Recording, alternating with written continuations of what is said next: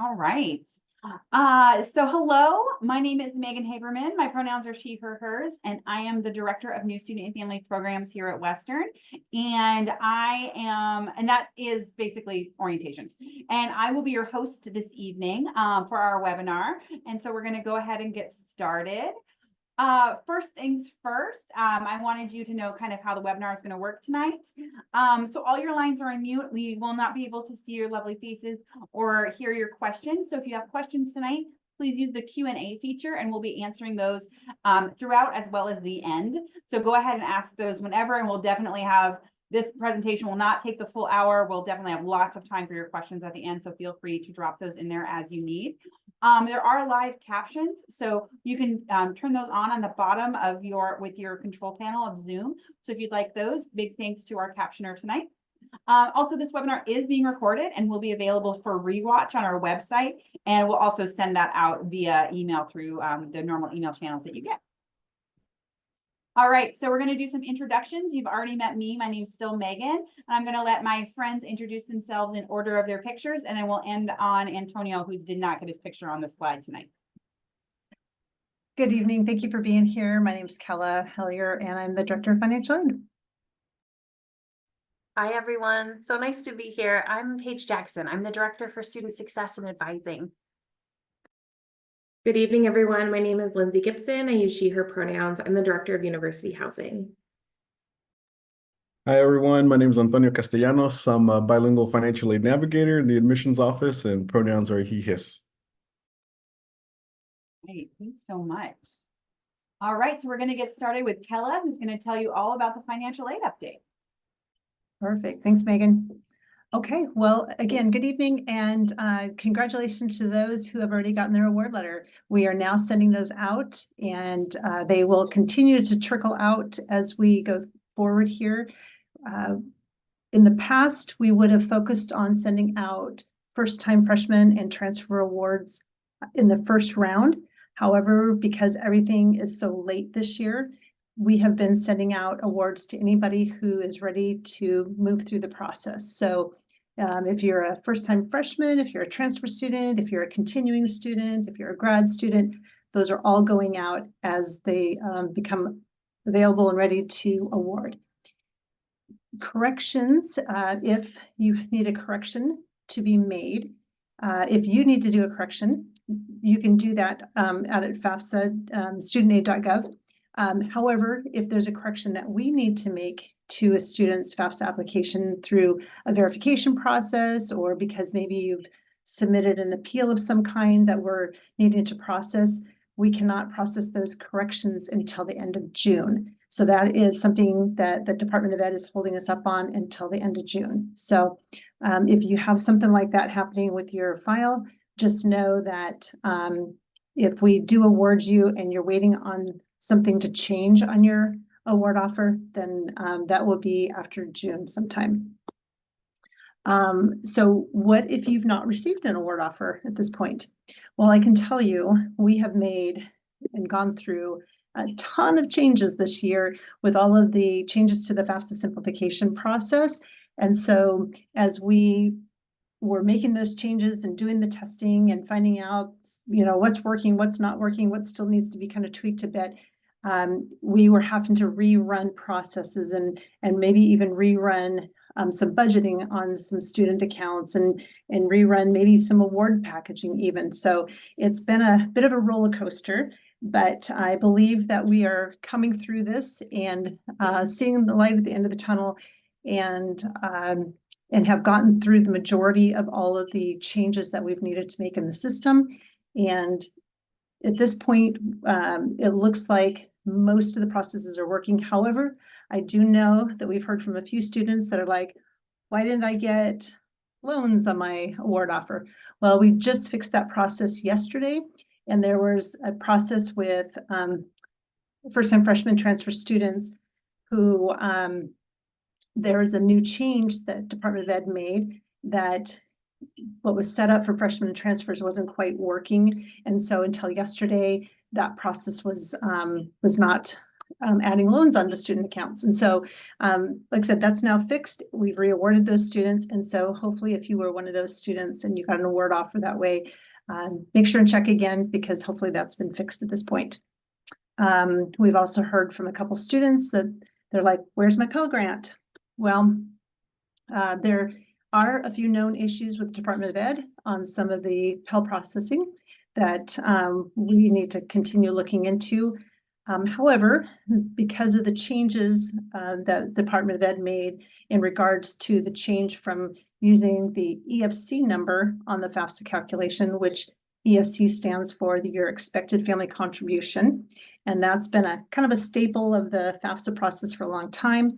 They've changed that, and they're now calling it the Student Aid Index, or the SAI, and it's calculated differently.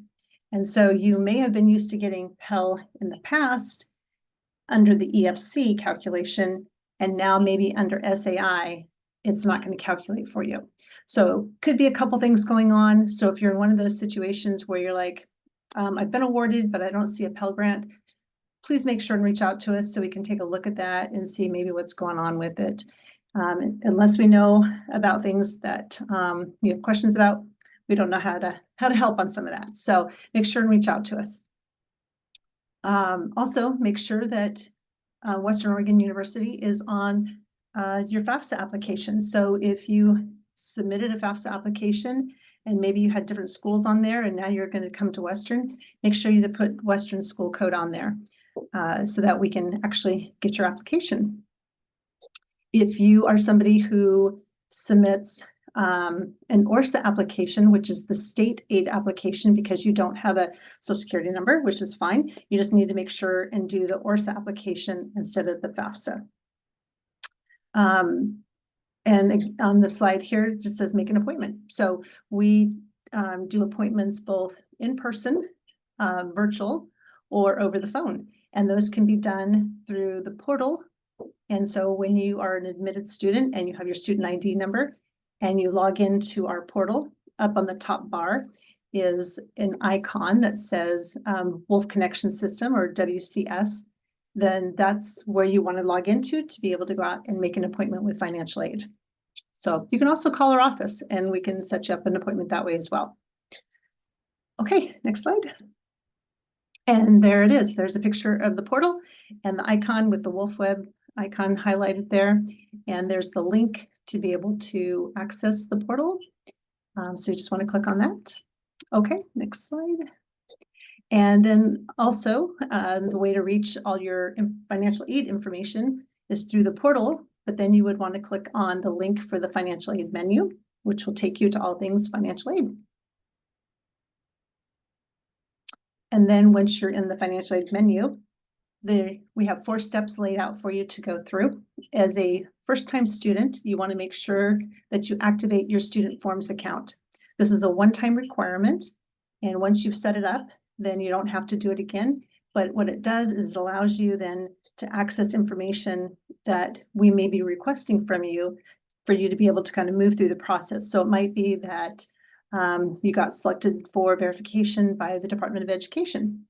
Sometimes that happens. We have very few students this year that are being selected. So that's great news that very few have to go through that process. But if you are selected, then you'll need to click on that and set up your account.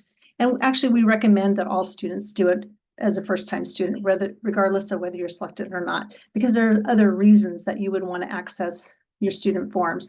And that would be for if you want to submit a professional judgment appeal. Perhaps you want to see about doing an EFC appeal or SAI appeal now, which allows you to change your base tax year. So we always look at 2 years prior for the tax information that goes onto your FAFSA application. But if you feel like things have changed dramatically from 2 years ago to a year ago, and you want to have us review your FAFSA eligibility for the prior year, then you can submit an SAI appeal for us to look at that. You might also have some additional costs that you have for going to school. Maybe you have some extra transportation costs or childcare or something like that. we have what's called a cost of attendance appeal. So that would be another professional judgment type of appeal. And the last one would be for homelessness. So maybe you have some unusual circumstances and you need to see about being considered to be independent. And that would be another kind of an appeal. So that's where you can find those. And then there are also things where the Department of Ed might flag your account for something that they have or need more information on. And so that's going to go through our student forms process also. So anyway, make sure and activate your student account. Then from there, you'll want to monitor your email from us. And we don't spam anybody. So if you're getting email from financial aid, make sure you're reading it because it's generally pretty important to hear from us. And then the third step would be accessing your financial aid dashboard. And then that's where you can see everything related to your award offer, to your financial aid history, to your satisfactory academic progress. And then the last step is checking to see if your aid is dispersed. So we disperse funds no more than 10 days before the start of each term. So if you're attending summer term, which is our first term of the award year, then 10 days prior to the start of the term, which I believe is June 24th this year, then that's the first time that we'll actually be dispersing funds for summer term. And then for fall term, of course, that'll be in late September. And so just you can be looking for the disbursement dates out there on that step 4. Okay, Megan, thank you. And then the next screen is what it looks like when you're in your financial aid dashboard, and the different tabs across the top there will take you to different information. It will go to your home screen first, then you can click on your award offer tab to see what's been offered. You can also see your cost of attendance budget that's out there. But your award offer is where you'd want to go to either accept or decline your work study if you are awarded federal work study, and your loans. So we do ask that you accept or decline both those types of funds, so that way we know what your plan is on that. And you'll see the box there to the upper right, and just make sure if you're here for more than 1 year that you're checking the award year to make sure you're on the correct year. Right now, we are working across 2 separate years. We're still in the 23-24 year, and we're also putting out information for 24-25. So just want to make sure you're on the correct year there. On that home screen tab, you'll see the student requirements section there. And every student, when they start, will have a couple of requirements that they need to answer. So one of them is related, actually 2 of them are related to what are called Title IV authorizations. And we'll need you to respond to those questions so that you can then move on and get your award offer. And those are related to whether you're going to use financial aid to pay for things that financial aid normally wouldn't pay for. So we always recommend yes on both of those questions, but please read that information, read it over, make sure you understand what you're answering. But we do recommend yes for both of those. Okay, thanks, Megan. Next screen. And then this is what the award offer screen looks like in a little bit more detail. So at the top of it, you're going to see your expected enrollment status. So we do award students full-time. Initially, students do sometimes enroll in fewer credits in full-time, and you'll see that adjust, and your aid will also adjust based on being less than full-time. So we go out for the year with your award offer for both, for all the terms of attendance. If you happen to attend summer, we will go and add summer term on, but otherwise we award for fall, winter, and spring terms at full-time. If you enroll for less, we have to adjust your aid. Then the next box below that, you'll see your expected family contribution. That'll be considered your SAI, or your student aid index number. And then below that will be your cost of attendance. It's a budget of what we think it will cost you to attend Western. If you're a resident, if you're a non-resident, if you're a WUI for the Western Undergrad Exchange, or if you're a grad student. And then below that will be your aid offer. And that will be broken down. And I think that's on the next screen, maybe again. Yes, thank you. So it'll be broken down into different sections. This is just showing you the section for the grants and scholarships.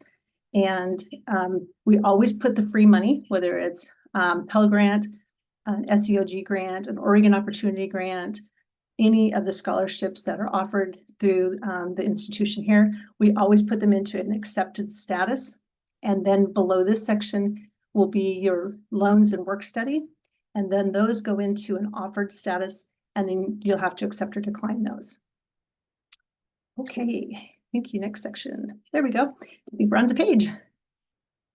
Thanks so much, Kella. Oh my gosh, such useful information. Well, I'm just going to chat a little bit about our kind of timeline and process for class registration. So I'm very excited to say that as of Tuesday, so 2 days ago, all students are eligible to register for fall classes. So that would include our new incoming first-year students, our new transfer students, all of our continuing students who have been able to register for a while. So very exciting. Also realize people are just making a lot of decisions right now. So useful information for folks to know if you're really excited to be here in the fall, want to register for classes, not sure you can commit yet, still weighing your options. That's totally understandable. You are able to register across the entire summer up until the first day of classes. I would not recommend waiting that long. You will not get your first choice of classes. We will find you some, but they will not be your favorites, most likely. So the sooner you can register, the better. So we always encourage that. That said, again, folks are still making decisions. So if you really want to make sure you get your first choice of classes, but you're not entirely sure, kind of like maybe you got selected for verification, I don't know, whatever the case may be, you can't quite commit yet.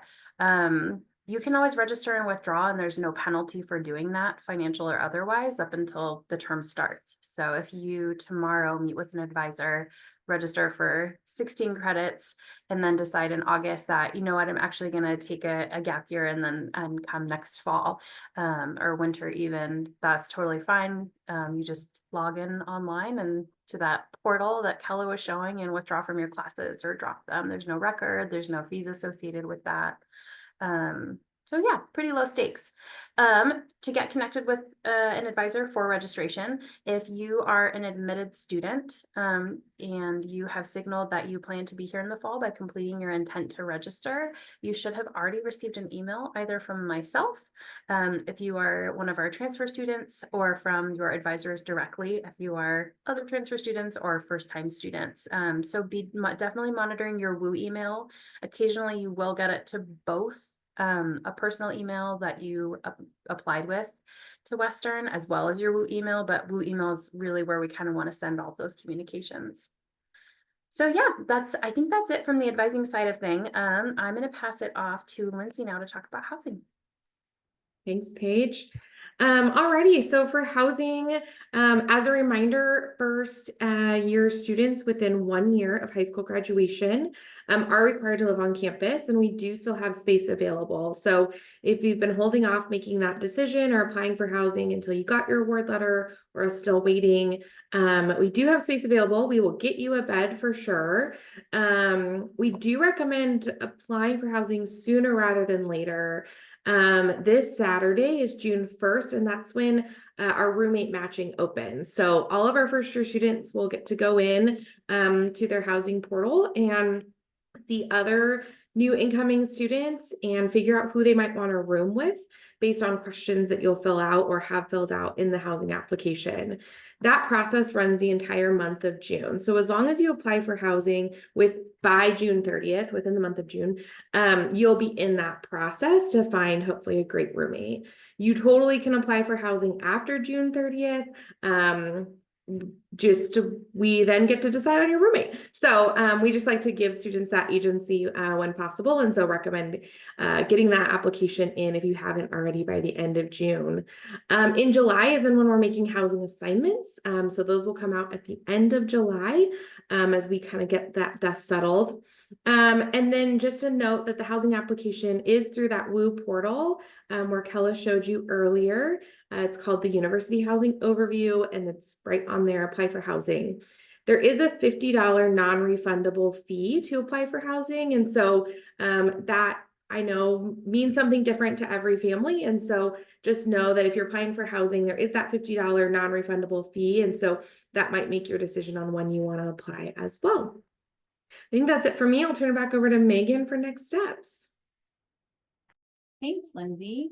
What's next for you with all this information? If you haven't already, please complete your intent to register form. This year we waived our enrollment deposit because in part of everything that's going on with the FAFSA, and we know that you didn't need one more thing going on with your fees or other things to when you're making those decisions with all of the chaos that the federal government gave you with the FAFSA process this year. So I can say that they're not here.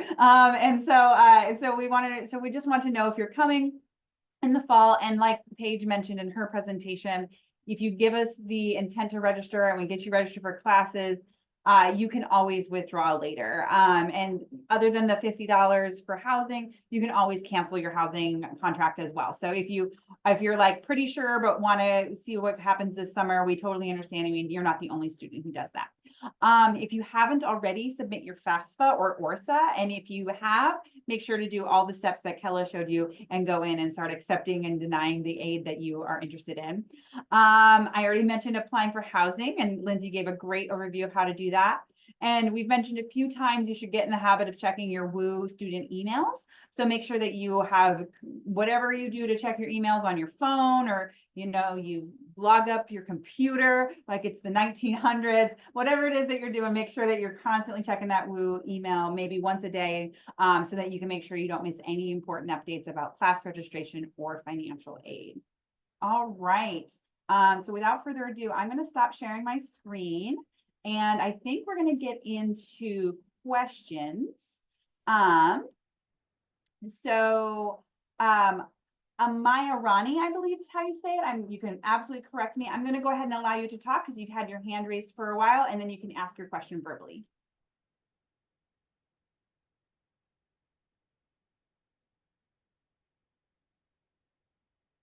All right, you should be able to talk now.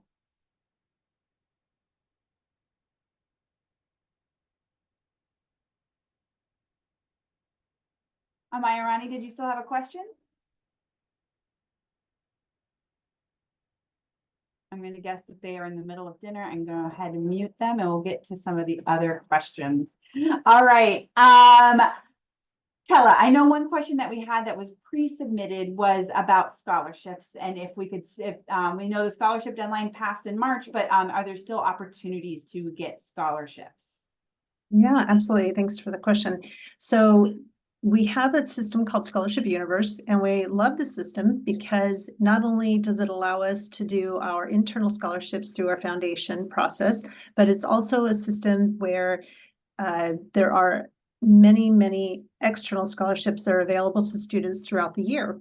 And these scholarships have been vetted by the parent company called Scholarship Universe, and they have been vetted by other institutions, and so they're good scholarships that you shouldn't worry about them being a scam. And so they're available within Scholarship Universe, the same place you would apply for other internal scholarships.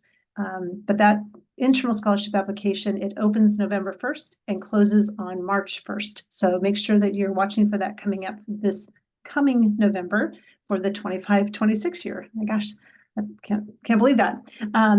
So those are the options that we have available to students after the March 1st deadline.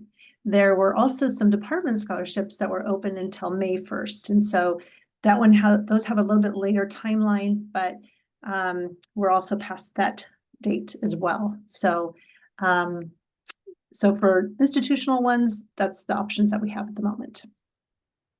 And then kind of on a similar vein, other than financial aid and then the scholarships you just described, is there any other financial aid available in the world that you can share with the folks today? Yeah, so we also have our merit awards, which we award throughout the year as students are getting packaged. And those will get added on as we get lists from the admissions office, because that's a part of the admissions process. But then once you're notified of that aid offer that comes through admissions, then we actually put those onto your award package when we put those together. So if it hasn't been put on yet, it may be just a lag in the timing of getting our updated lists from admissions side. But the merits are for students who have, as a incoming freshman student, at least a 3.0 GPA or better. And then it'll gradually go up based on the GPA coming out of high school. So once you get past your freshman year, then the merit is no longer an eligible scholarship for students. But for incoming freshmen and then also transfer students, we have the first year transfer merit as well. And so again, 3.0 or better will get you at least $1,000 scholarship. So. And then kind of along that same vein, in what you showed us tonight, is that going to show the total financial aid that students are going to receive for the whole school year, or is that term by term? Yeah, so when we award students, we actually award students for the entire year, but we divide the total of each fund across the terms of attendance, and we assume fall, winter, and spring terms. So it's divided equally across the 3 terms. And then again, if you add on summer term, then we reallocate the funds also to summer term, and then you just get a little bit less each term. Unless, of course, you don't want to do that for summer term, then you would need to let us know that. But yes, they're all divided equally across fall, winter, and spring terms. Great.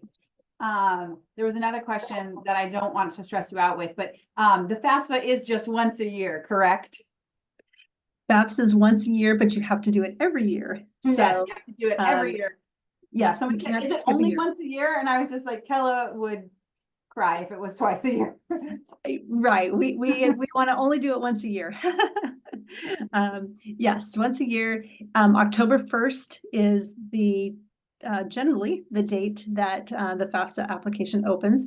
And of course, you know, this year for the 24-25 year did not open till December 31st. And so, which is why we're all scrambling. But for the upcoming October 1 filing date, I have heard that that may be a little delayed as well this year because of all the delays coming off of 24-25. So if it's not available October 1, just be watching for a revised date on that. But otherwise, I do anticipate October 1. It's just I've heard that it could be pushed out a little bit. So.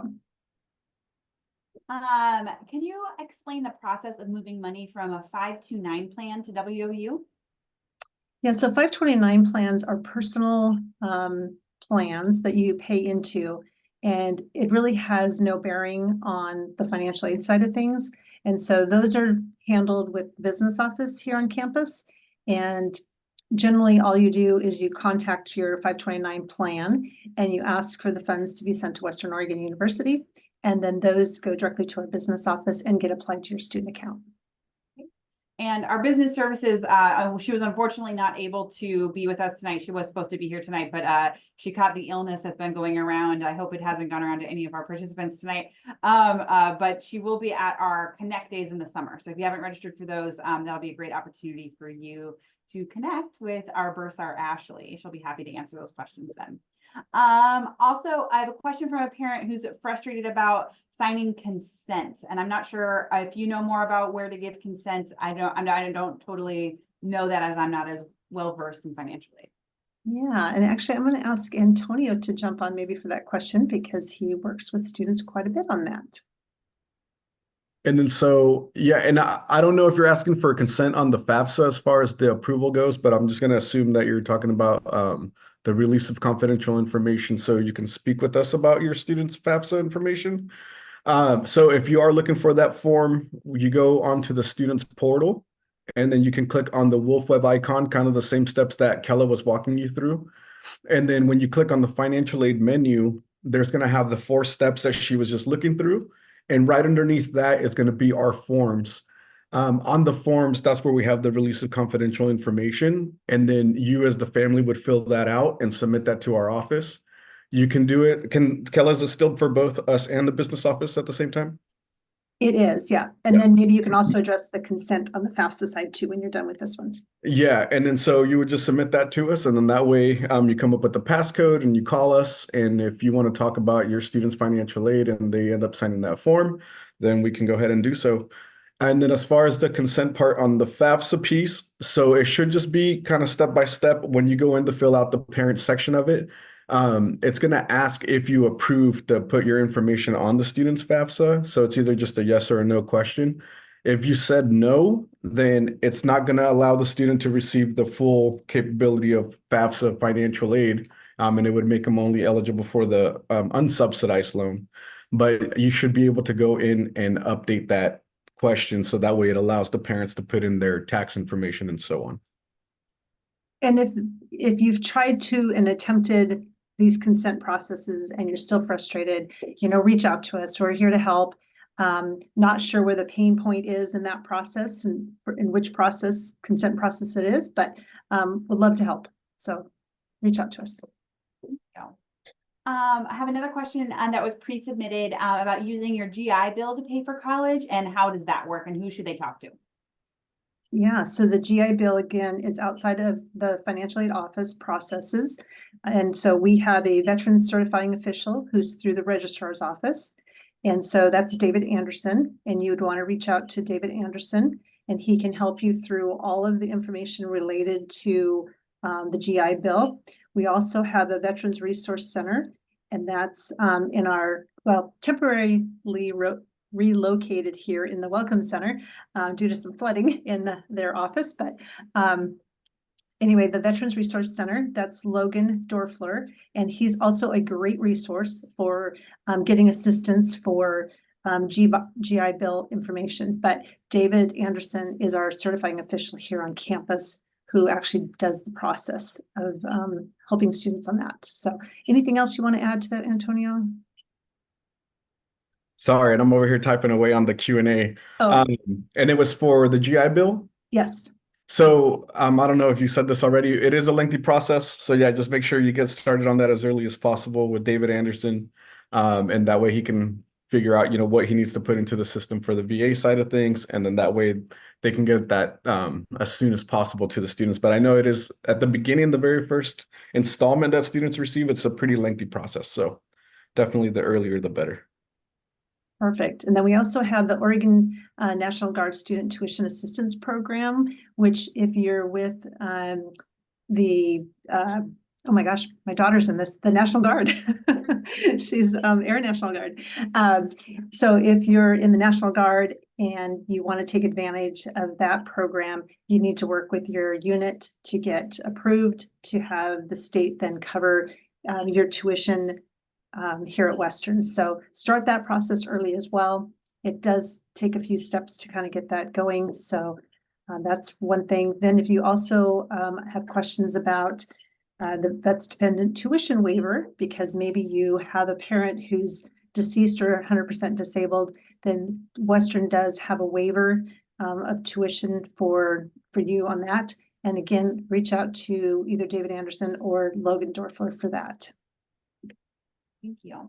Our last pre-submitted question is what is the best way, and you've kind of gone over this a little bit, but what is the best way to get as much financial aid as possible, both maybe for this year and for the future? And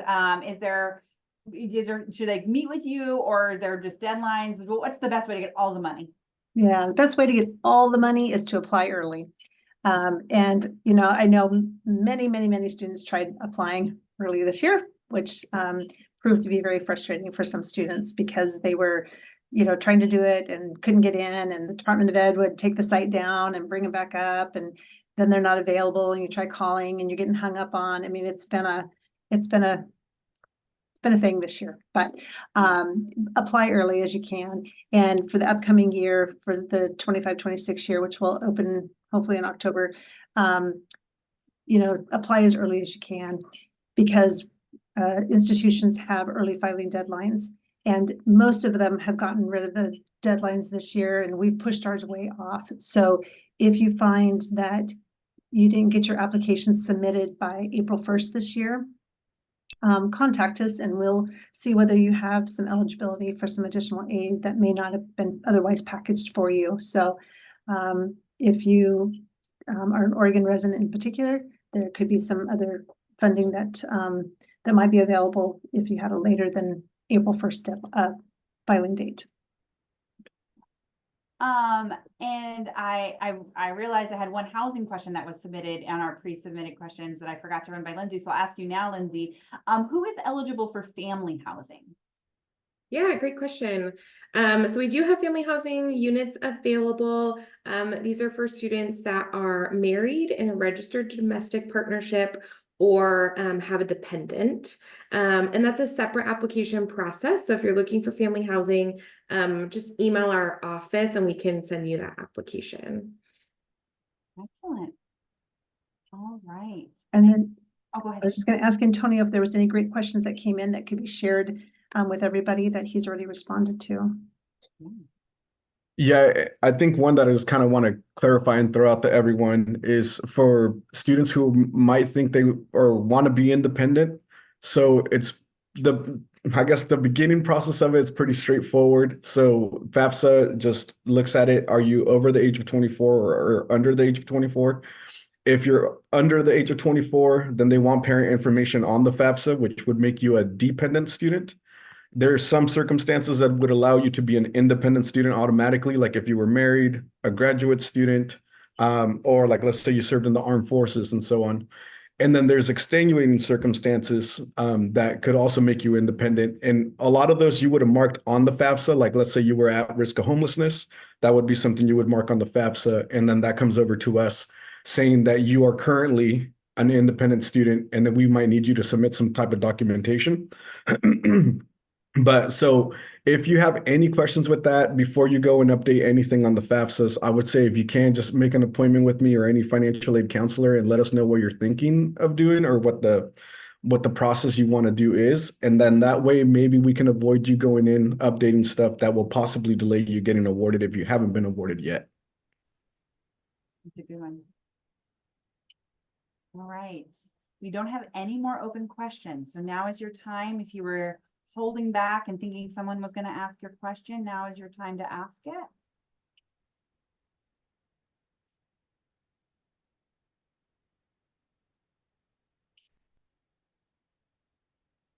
And were there any other questions, Antonio, that you responded to that would be good to share with everybody?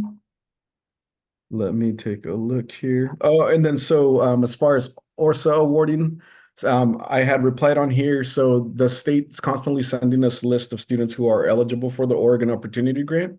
And then so as we receive that information, we start adding that onto award offers. The one thing I always like to say is that the state will confirm with you probably before we end up letting you know that you have that money. So if they have confirmed with you that you're receiving the Oregon Opportunity Grant, just know it's probably a timing thing. And then it's us adding that to your award offer. I don't know if you have any more on that one, Kella. Yeah, and that's really what ORSA filers are eligible for is the Oregon Opportunity Grant, in addition to any state or excuse me, any institutional aid that you might have eligibility for, such as the Merit Award or other foundation awards that maybe were awarded to you during our scholarship process. But in regard to our scholarship process, and because it closed on March 1st, we have notified all the recipients at this point of the awards. We do go through a re-award process. So for the students who we awarded but had not heard back from, because you have to accept the scholarship. And if they, at this point, if they have not accepted, then we're going to be going through a re-award process. And so there's still a possibility of students receiving a scholarship that have not already been awarded. So. And then the last one that I saw on there, so, and I don't know if you already covered this, but for the Western Undergrad Exchange Program, it's an automatic program. So as you submit your admissions applications, if you're part of the WUI state, you will be admitted as a WUI student. It is nothing that you would see on your award offer as a scholarship. It's just internally, we put you as what we call a rate code. And so when you're getting charged per your credit for your classes, on your student account at Western where you get charged for your classes, you're going to see that that amount reflected on there for a WUI student.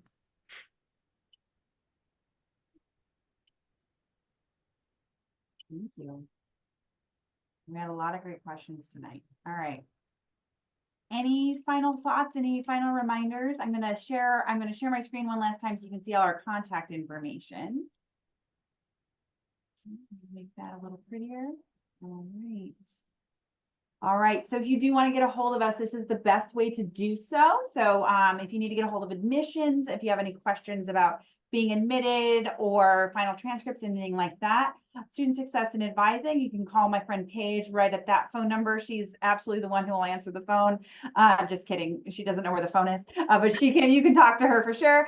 Financial aid is a great thing. And also, if you're not following the answered questions in the chat, Antonio dropped his link to set up an appointment with him directly several times. So go ahead and use that too, especially if you're an incoming student. University housing, you can get all your questions answered there. They are shockingly fast on email, shockingly fast. And then you can find me and my friends at New Student and Family Programs, and that's our information, and we're always happy to help you if you're not sure where to go. So if you're not sure who your question's for, or you can't find something on the website, we are experts at figuring out the website with you. So please give us a call, and we're happy to help you out and answer any questions you might have about orientation and anything else that's coming up. All right, I am not seeing any other questions. If you have any, you can always send us them via email, and we're happy to answer. Thank you so much for joining us tonight, and I hope you have a wonderful evening.